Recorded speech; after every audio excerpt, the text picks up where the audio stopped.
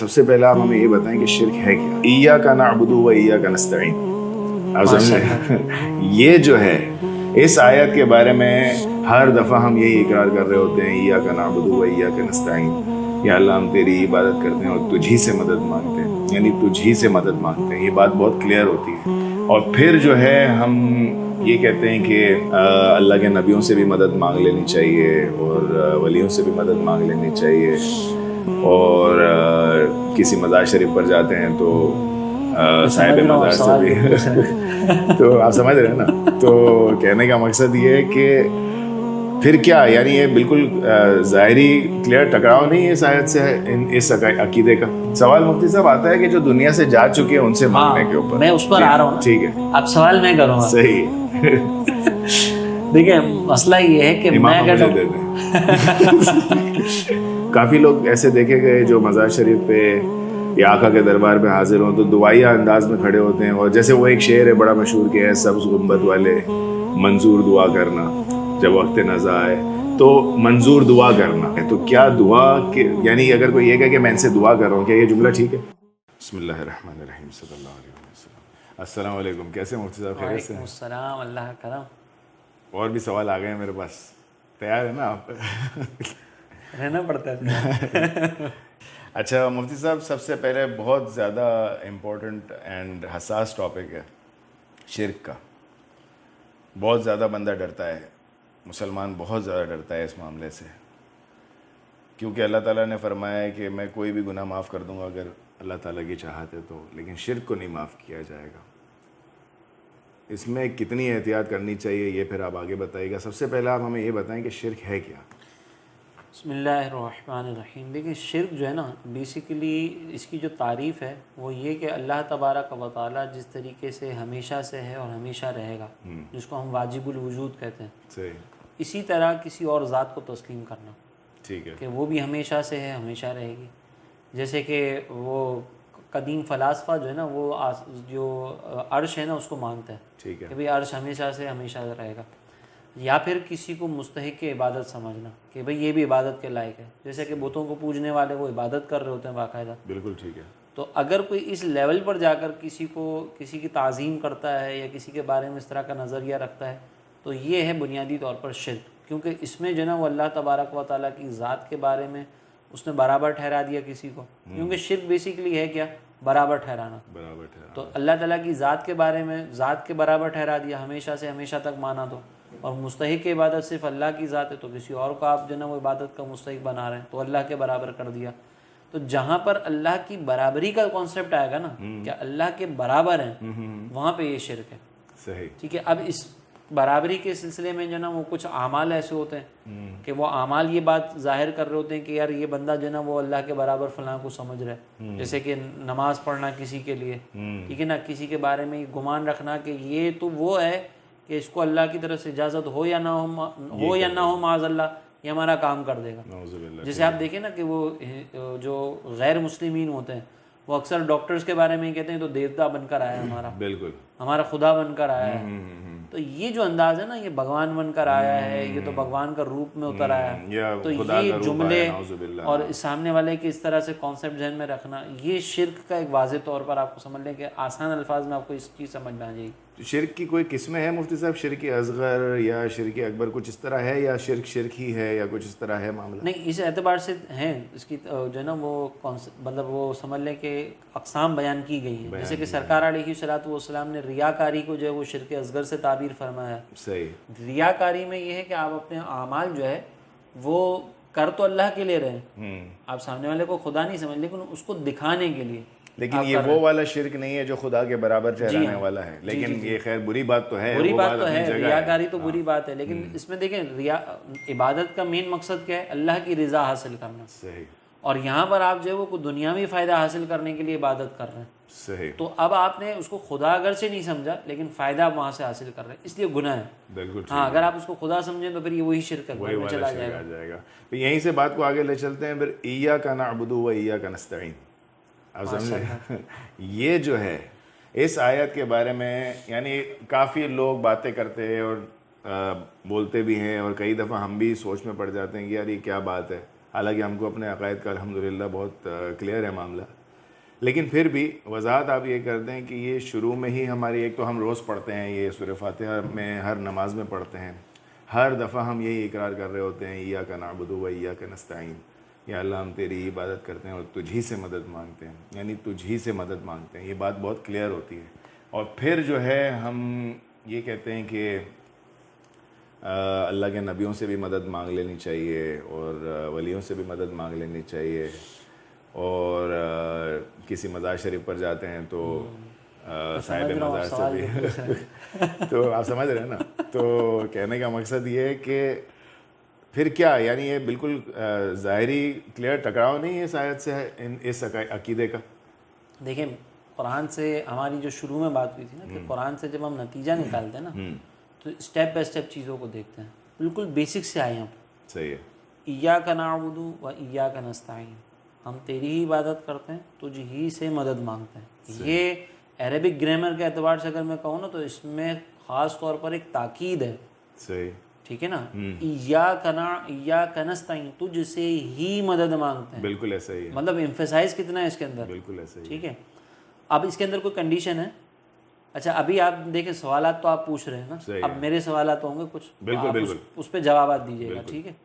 اور یہ میں آپ سے سوال پوچھ رہا ہوں، اس کا مطلب یہ کہ لوگ بھی اس کے اوپر جو نا اپنے اپنے ذہن میں سوالات جواب دیتے رہیں، بالکل۔ ایاک نستعین کے اندر کوئی کنڈیشن ہے؟ ہم تجھ سے ہی مدد مانگتے ہیں، بھائی اسباب کے تابع ہوگی، اسباب سے ہٹ کر ہوگی، ایسی کوئی کنڈیشن ہے؟ نہیں ہے۔ اس کا مطلب یہ ہوا کہ اگر میں مثال کے طور پر آپ سے پانی کی بوتل مانگ رہا ہوں نا تو یہ بھی اس کے خلاف ہونا چاہیے، کیونکہ یہاں پہ کنڈیشن نہیں ہے۔ ٹھیک ہے، سمجھ گیا۔ اسباب یا بغیر اسباب کی کوئی کنڈیشن نہیں ہے، صحیح ہے۔ لیکن عقل اس بات کا تقاضا کرتی ہے کہ نہیں، اس کے اندر کچھ ایسی اور چیز ہونی چاہیے ورنہ تو ہم پھنس جائیں گے۔ صحیح ہے۔ تو ہم نے کنڈیشن لگا دی جس پر کسی کا اختلاف نہیں کہ بھائی یہ جو نا وہ اسباب کے ساتھ جو چیز مانگی جائے گی نا اس میں کوئی شرک کا پہلو نہیں۔ ٹھیک ہے، یہ تو سب کا اتفاق ہے، اس میں اتفاق ہے کہ اسباب کے اختیار کرنے یعنی میں میں، ڈاکٹر سے اگر مدد مانگ رہا ہوں نا تو اس میں کوئی پرابلم نہیں ہے۔ سوال مفتی صاحب آتا ہے کہ جو دنیا سے جا چکے ہیں ان سے مانگنے کے اوپر، میں اس پر آ رہا ہوں نا، ٹھیک ہے، اب سوال میں کروں گا۔ صحیح ہے۔ دیکھیں مسئلہ یہ ہے کہ امام مجھے دے دیں۔ میں ڈاکٹر سے اگر مدد مانگ رہا ہوں اس میں کسی کا اختلاف نہیں ہے، کیونکہ اسباب کے تحت ہے۔ صحیح ہے۔ کوشچن یہ ہے کہ اسباب سے ہٹ کر مدد مانگنے کو اگر شرک کہا جا رہا ہے، اختلاف اس میں نا، تو پہلے ہم یہ دیکھیں گے کہ کیا اسباب سے ہٹ کر مدد طلب کرنا کوئی ایسی چیز ہے کہ وہ شرک کے دائرے میں جا سکتی ہو، ٹھیک ہے نا۔ اگر اسباب سے مدد ہٹ کر جو مدد طلب ہے، آپ نے تو ایک کنڈیشن بیان کر دی کہ جو دنیا سے رخصت ہو گیا، جو دنیا سے رخصت نہیں ہوا کیا میں اس سے اسباب سے ہٹ کر مدد طلب کر سکتا ہوں؟ نہیں، قاعدہ تو یہی ہونا چاہیے نا۔ پھر آپ یہ قید کیوں لگا، مطلب قید در قید نہ لگائے نا، ایک ایک قید پہ چلیں۔ ٹھیک ہے، ابھی آپ زندوں سے اسباب سے ہٹ کر مدد طلب پہ بات کریں، صحیح ہے، ٹھیک ہے۔ کیا قرآن میں حضرت سلیمان علیہ السلام کا واقعہ نہیں؟ اس میں پہلے آپ نے جنات سے مطالبہ کیا کہ کون ہے جو ملکہ سبا کا جو نا وہ تخت لے کر آئے؟ بالکل ایسا ہی ہے۔ وہ بلقیس کا تخت کتنا دور تھا، یہاں سے جاتے ہوئے 3 مہینے لگے، وہاں سے واپسی آتے ہوئے 3 مہینے لگے، 6 مہینے میں وہ پہنچتا۔ تو ایک جن نے کہا کہ میں مجلس ختم ہونے سے پہلے لا کے دوں گا، آپ نے منع کر دیا، نہیں مجھے اس سے بھی پہلے چاہیے۔ یہ اسباب کے تحت ہے یا اسباب سے ہٹ کر ہے؟ اسباب سے ہٹ کر ہے، اسباب سے ہٹ کر ہے نا، ٹھیک ہے۔ اب وہ ایک آصف بن برقیہ وہاں پہ کھڑے، انہوں نے کہا کہ میں آپ کی پلک کے جھپکنے سے پہلے لے کر آؤں گا، ٹھیک ہے۔ یہ اسباب سے ہٹ کر تھا، اسباب کے تابع تھا، بالکل اسباب سے ہٹ کر تھا۔ تو اس کا مطلب یہ کہ اسباب سے ہٹ کر کسی سے مطالبہ کرنا اور سامنے والے کا وہ مطالبہ پورا کر دینا، یہ اس میں کوئی مسئلہ نہیں ہے ایسا۔ اچھا، بالکل صحیح ہے، بالکل۔ اب آپ یہ کہ قید یہاں پر اگر لگا رہے ہیں تو پھر اس میں ایک اور وہ قید لگتی ہے جو آپ لگا رہے ہیں، ٹھیک ہے۔ وہ کون سی کہ بھائی فوتگی کے بعد والا، فوتگی کے بعد والا مسئلہ۔ اب پھر ایک اور یہ کہ حالانکہ دیکھا جائے تو یہ بھی دنیاوی اعتبار سے دیکھا جائے تو امپاسبل ہی بات تھی نا، جو آپ نے مطالبہ کیا، جو حضرت سلیمان علیہ السلام نے مطالبہ کیا، وہ امپاسبل بات تھی، بالکل۔ یعنی 4 بندے اگر ہم جیسے، یعنی ہم جیسے نہیں، کوئی اور جیسے کھڑے ہوتے تو بولتے یہ تو ہو ہی نہیں سکتا، تو یہ ہو ہی نہیں سکتا، یہ کیسے مطالبہ ہے؟ ہاں بالکل تو صحیح، یہ ایاک نستعین کے خلاف اگر ہے تو پھر حضرت سلیمان علیہ السلام پہ کیا حکم لگے گا؟ آپ اگر اس کو ایکسیپشنل کیس بھی بنا رہے ہیں تو بھی یہ ایکسیپشنل کیس کیا قرآن کی خلاف ورزی ہو سکتی ہے؟ نہیں، صحیح بات ہے، بالکل ٹھیک ہے، ٹھیک ہے، نہیں ہو سکتی نا، نہیں ہو سکتی، تو بات ختم ہو گئی یہاں پر۔ ٹھیک ہے، اب بات رہی کہ ہم مردوں سے کیوں مانگتے ہیں، بالکل ٹھیک ہے۔ اب سوال یہ ہے کہ مردوں سے مانگنے کے سلسلے میں پرابلم کہاں پر آتی ہے کہ وہ سنتے نہیں ہیں، جب وہ سنتے نہیں ہیں تو سوال یہاں پر پھر ایک اور قائم ہوگا کہ ہم جو قبرستان میں جا کر سلام کرتے ہیں اس میں کسی کو اختلاف نہیں ہے، تو وہ کس کو سلام کر رہے ہیں ہم جب وہ سن ہی نہیں رہے؟ تو اس میں سے وہ کچھ لوگ کہتے ہیں نا کہ یہ تو دعا کے لیے کہا جاتا ہے. وہ جواب بھی تو دے رہے ہیں نا. اچھا جواب کا بھی ہے. سرکار علیہ السلام نے فرمایا نا وہ بھی جواب دیتے ہیں، تمہیں اس کا شعور نہیں ہے. صحیح ہے. ٹھیک ہے، تو وہ جب جواب دے رہے ہیں اور ہم یہاں سے کر رہے ہیں، وہ جو جواب دے رہے ہیں وہ بھی تو ایک دعا ہے نا. تو ہمارا جو ایک کانسیپٹ ہے نا کہ ہم یہاں سے اگر پکار رہے ہیں تو اللہ کے ولی وہ بھی دعا کر رہے ہیں اور وہ ہماری مدد کر رہے ہیں دعا کے ذریعے. ٹھیک ہے. اور وہ اگر ہمیں کسی اور اگر ہم جیسے ہمارا یہ ہے کہ بھائی وہ ہمیں دعا کے علاوہ جیسے خود تشریف فرما کر سرکار علیہ الصلوۃ والسلام مدد فرما سکتے ہیں، ہمارا یہ بھی ایک کانسیپٹ ہے. تو یہ بھی کوئی ایسا نہیں کہ جو احادیث کے خلاف ہو بالکل. تو ایاک نستعین سے یہ شرک ثابت نہیں ہوگا. صحیح. جو میں نے آپ کے سامنے ذکر کر دیا، اور میرے خیال میں اگر جتنی آسانی سے میں نے آپ کے سامنے ذکر کیا ہے اس میں کسی کو کنفیوژن ہوگی بھی نہیں ہوگی تو وہ سوال ہم سے پوچھ سکتا ہے. ٹھیک ہے. اچھا ایسا کوئی واقعہ یا ایسی کوئی حدیث شریف ہے آپ کی نظر میں یا ذہن میں کہ اگر ہم سے یہ کوئی پوچھے کہ کیا صحابہ اکرام میں کوئی ایسا عمل آپ نے دیکھا؟ بالکل. مشکات شریف کی روایت ہے نا کہ اب دیکھیں سرکار علیہ الصلوۃ والسلام جب اس دنیا سے رخصت ہو گئے تو نماز استسقاء کا تصور پہلے ہی دے کر گئے تھے نا. بالکل ایسا ہی ہے. ٹھیک ہے. لیکن جب مدینہ طیبہ میں قحط سالی ہوئی تو سیدہ عائشہ صدیقہ رضی اللہ تعالیٰ عنہ کی بارگاہ میں صحابہ آئے اور عرض کی کہ مدینے میں قحط ہے اب کیا کریں. بالکل. تو سیدہ عائشہ نے یہ نہیں فرمایا کہ تم جو ہے نا وہ نماز استسقاء پڑھو. صحابہ کو تو پہلے آنا ہی نہیں چاہیے تھا نا. نماز استسقاء کا تصور تو ہے، کیوں نہیں پڑھی انہوں نے؟ کیوں سرکار علیہ الصلوۃ والسلام کی زوجہ کی بارگاہ میں؟ اور پھر انہوں نے بھی حل کیا بتایا کہ سرکار علیہ الصلوۃ والسلام کی قبر انور کے اوپر جو بالکل چھت ہے نا اس کو جو نا وہ ایک ونڈو کے طور پر کھول دیا جائے. صحیح ہے. تاکہ آسمان اور قبر انور کے درمیان کوئی چیز درمیان میں رکاوٹ کے طور پر نہ ہو. جب یہ سلسلہ کیا گیا تو بارش ہو گئی. اور یہ مشکات شریف کی صحیح اور یہ صحیح حدیث ہے. بالکل صحیح. کسی کا کوئی پرابلم نہیں ہے. سبحان اللہ. ہاں اس میں اگر کوئی کہے کہ نہیں ہمارے والے محدث جو ہے نا اس میں اختلاف کرتے ہیں وہ ایک الگ مسئلہ ہے. ٹھیک ہے نا. لیکن ہمارے بڑے بڑے محدثین نے یہ بات ذکر کی ہے. صحیح. ٹھیک ہے. تو صحابہ کرام نے بھی ایک انداز جو ہے نا وہ ہٹ کر اختیار کیا. تو اس میں تو کوئی پرابلم بظاہر نظر نہیں آ رہی ہے ہمیں. ٹھیک ہے. اچھا اب میں یہاں پر ایک اور چیز کلیئر کر دوں کہ ایاک نستعین کا جو مقصد ہے نا اس کا پھر اب مطلب کیا ہوا؟ جی ہاں. اس کا مطلب یہ ہے کہ یا اللہ ہم اگر مثال کے طور پر کسی ڈاکٹر کے پاس بھی جا رہے ہیں نا اس کو خدا سمجھ کے نہیں مانگ رہے، اس کو وسیلہ سمجھ کے مانگ رہے ہیں. یعنی اب اس کا مطلب یہ ہے کہ ایک ڈاکٹر کو میں خدا سمجھ کے مانگوں چاہے اسباب کے ساتھ مانگ رہا ہوں لیکن اس کو خدا سمجھ کے مانگوں تو یہ شرک ہے. چاہے وہ قریب ہو میرے ساتھ بیٹھا ہوا ہو اسباب کو استعمال کر کے کر رہا ہو لیکن میں نے خدا سمجھ لیا تو یہ شرک ہے.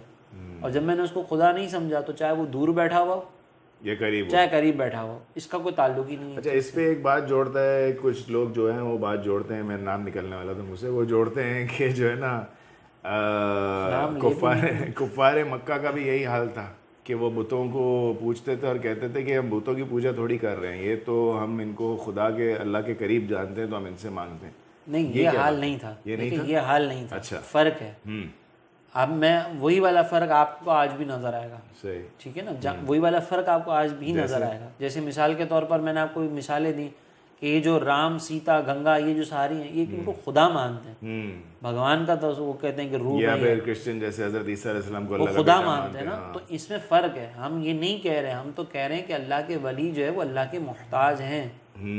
ٹھیک ہے نا. وہ محتاج نہیں مانتے ہیں. صحیح. ہم محتاج مانتے ہیں. بالکل بالکل. سرکار علیہ الصلوۃ والسلام کے جتنے بھی اختیارات ہیں وہ اللہ تبارک و تعالیٰ کے اذن کے بغیر نہیں ہو سکتا ان کا اظہار.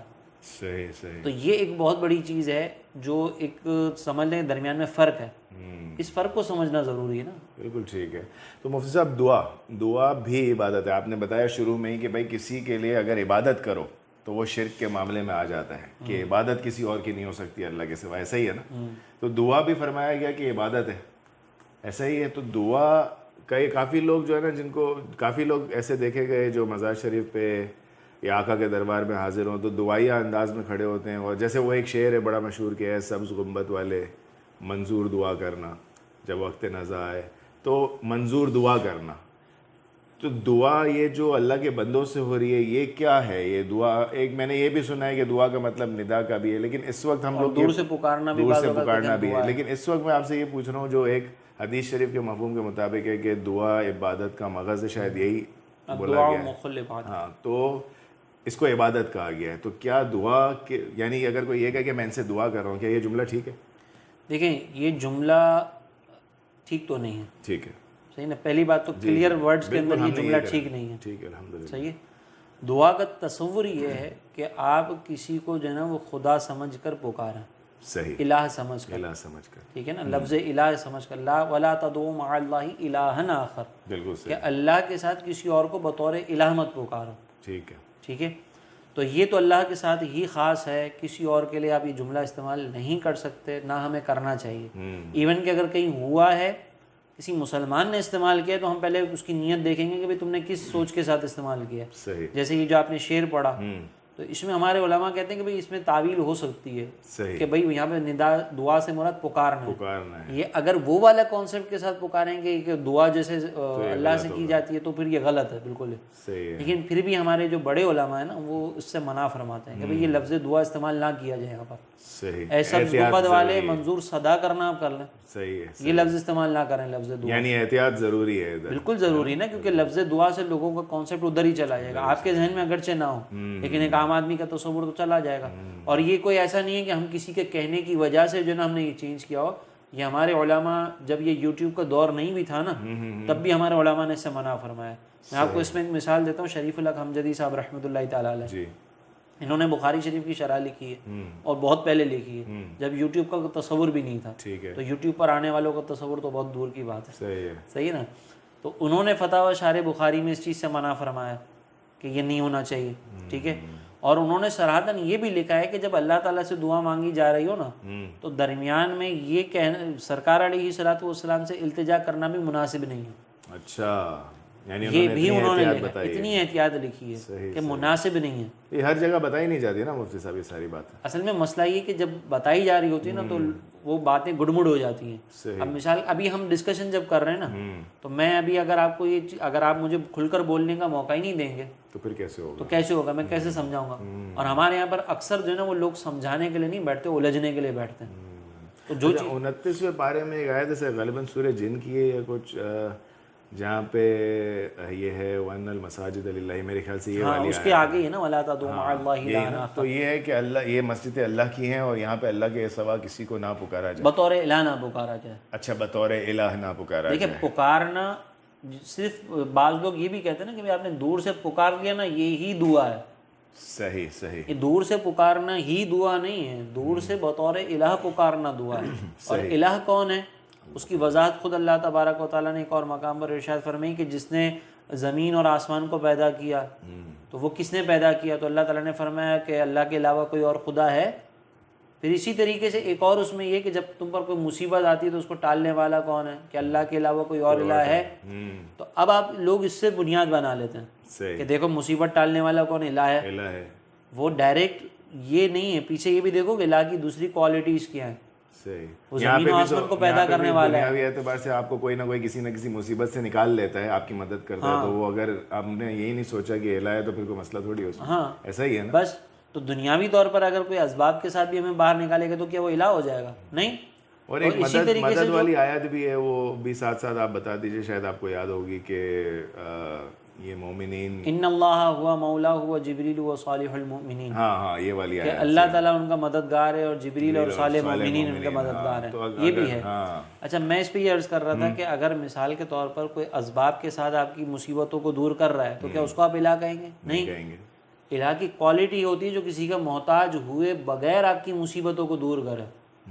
اور ہم یہ اولیاء کرام کو اگر کہتے ہیں نا تو وہ اولیاء کرام اللہ کے محتاج ہو کر ہماری مصیبتوں کو دور کر رہے ہیں، وہ الہ کیسے ہو سکتے ہیں؟ تو یہ وہ الہ ہے ہی نہیں جس کا تذکرہ یہاں پر ہے، اور اللہ تعالیٰ نے اسی الہ کو اسی طور پر الہ سمجھ کر پکارنے سے منع فرمایا۔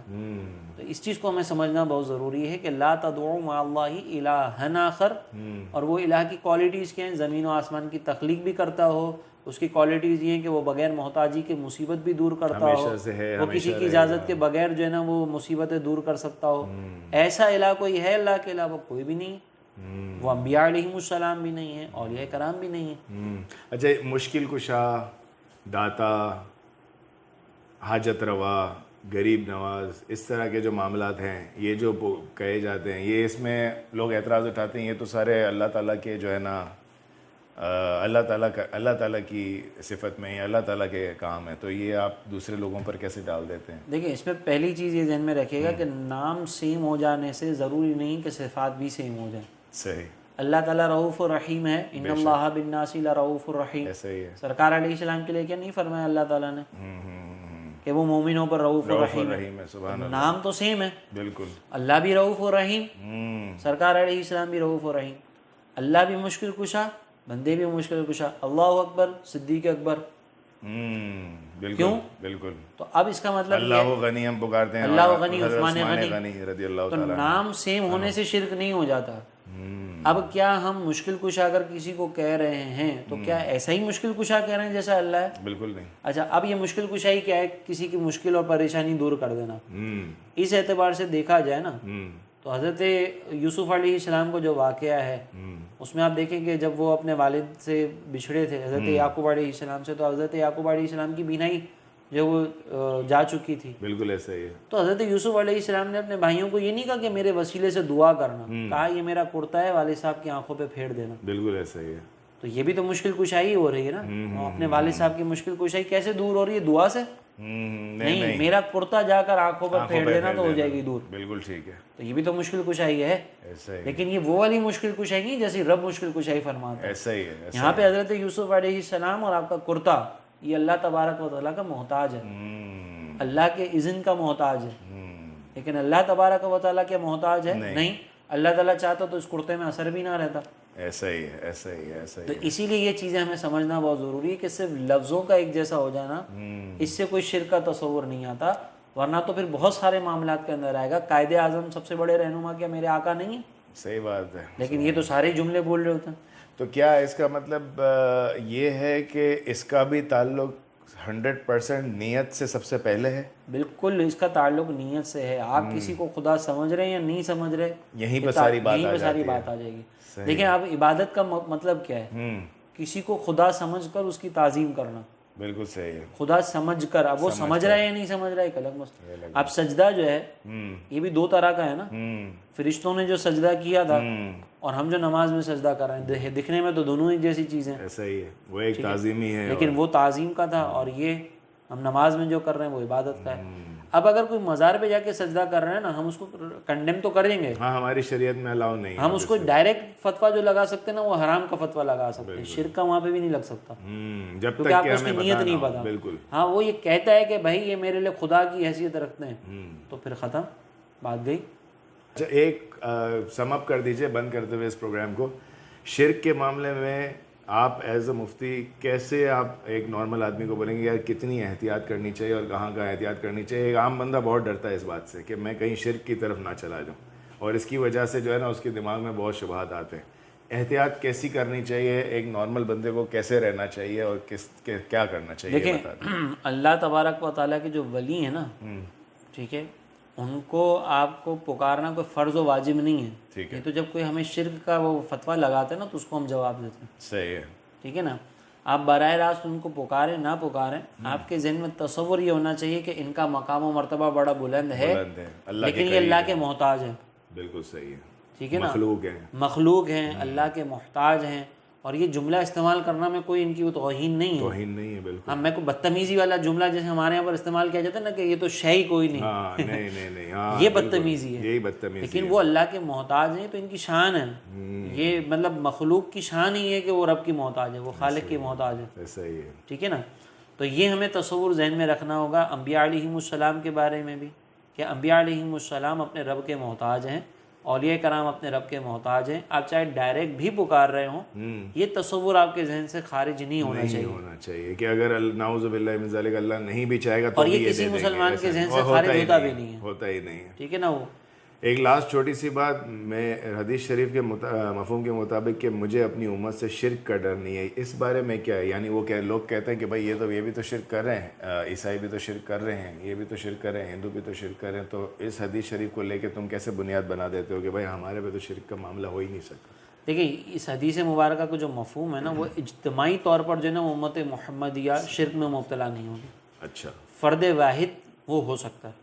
اچھا صحیح ٹھیک ہے نا. فرد واحد اجتماعی طور پر آپ کہیں کہ یہ پورا کا پورا جو ایک مسلمانوں کا بہت بڑا طبقہ ہے یہ سارا کا سارا مشرک جمع ہو ہو جائے گیا، والا مشرک، یہ نہیں ہو سکتا، ٹھیک ہے. لیکن ایک دو فرد ہوں، افراد ہوں چند جن کی کوئی حیثیت ہی نہ ہو، وہ شرک میں مبتلا ہو جائیں تو یہ پاسبلٹی ہے، لیکن بڑے پیمانے پر شرک نہیں ہو سکتا. تو سب سے بڑی بات یہ آپ کہہ رہے ہیں کہ بھائی احتیاط سب سے بڑی یہ ہے کہ جو ہے نا اللہ تعالیٰ کو یا اللہ کے بندوں کو جب بھی آپ کبھی بھی دماغ میں لا رہے ہو، کچھ بھی سوچ رہے ہو، کوئی بھی توجہ ایک وسیلے کی حیثیت سے، وسیلے کی ایسے، اور یہ جانتے ہوئے کہ یہ اللہ کی مخلوق ہے، اللہ نہ چاہے تو پھر بھی کچھ نہیں ہوگا، اور ہم سے بہتر ہیں اس لیے ہم ان کو وسیلہ ہم سے بہتر ہے، اللہ کے قریب ہیں. جس طرح ہم جا کے اپنی والدہ سے کہہ دیتے ہیں امی دعا کر دینا، یہ مسجد کے امام سے کہہ دیتے تو ہیں، وہاں پہ کوئی نہیں کہتا کہ بھئی والدہ سے دعا کروانے کی کیا ضرورت ہے. اور پھر وہ مسئلہ بھی حل ہو گیا کہ اگر وہ کیا کہتے ہیں دنیا سے جا چکے ہیں تو وہ سلام کا جواب دے رہے ہیں، سلام کا جواب بھی دعا ہی ہے.